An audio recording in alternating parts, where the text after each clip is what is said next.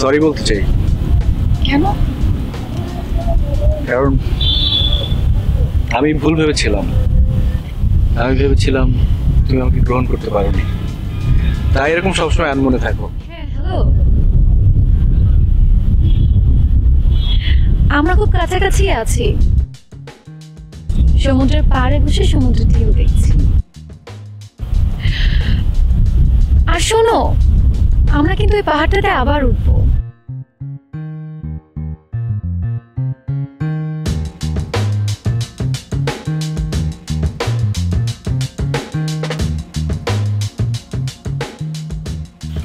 শুধুমাত্র ওই মেয়ে দুটোর জন্যই কাজটা সাকসেসফুলি হলো না, তবে চিন্তার কিছু নেই, আর একবার সুযোগ পেলেই কাজটা সেরে ফেলবো।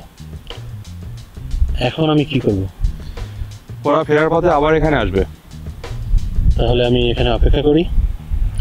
আচ্ছা, একটা বিষয় আমার মাথায় আসছে না। কোন বিষয়? ওদের স্বামী স্ত্রীর মধ্যে যে সম্পর্কটা, এই সম্পর্কটা তো অনেক মধুর।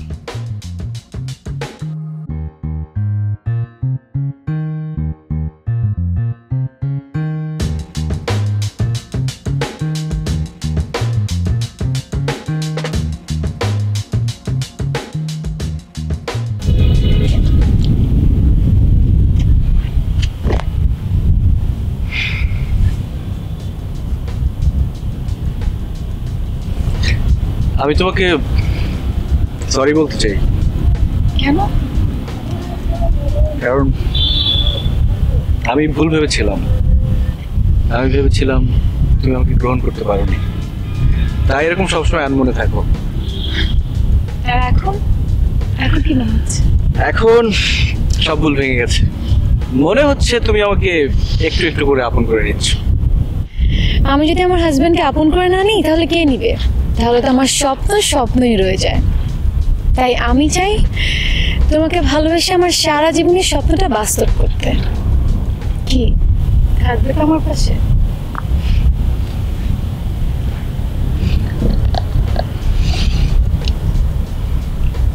আমি সারা জীবন তোমার পাশে থাকবো।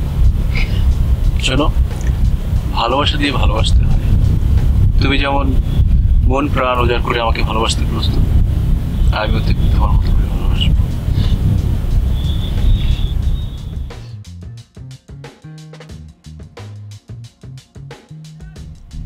হে সমুদ্র, তোমাকে আমি সাক্ষী রেখে বলতে চাই, আমি লাবণীকে ভালোবাসি।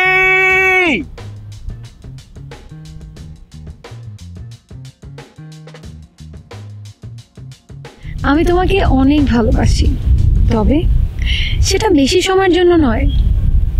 আমার মনের সিংহাসন যার জন্য তৈরি, শুধু তাকে বসানোর আগ পর্যন্ত।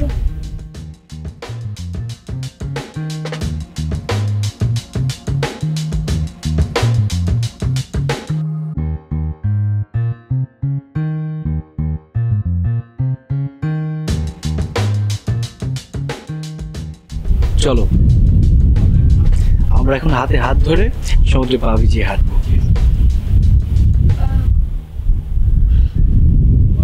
তোমার যদি কোনো আপত্তি থাকে তাহলে আমরা যাব না?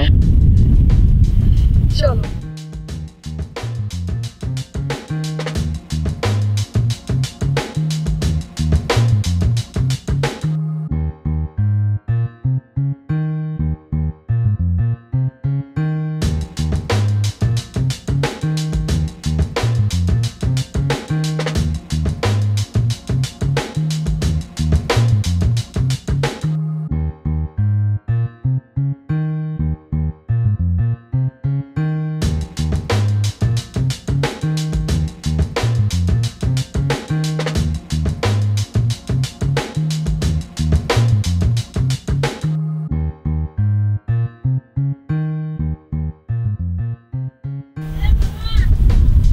কি মনে হয় তোমার?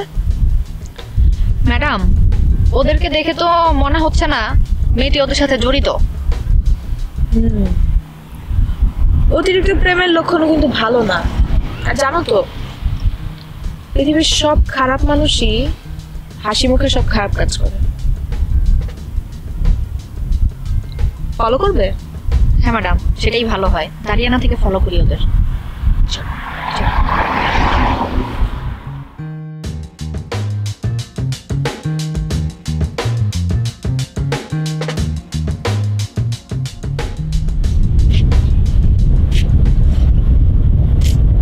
আমার না এখানে একদমই ভালো লাগছে না, শুধু তোমার জন্য এখানে এসেছি।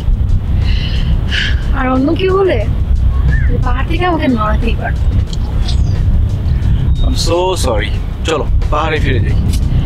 না এখন না, যেহেতু চলে এসেছি কিছুক্ষণ থাকি।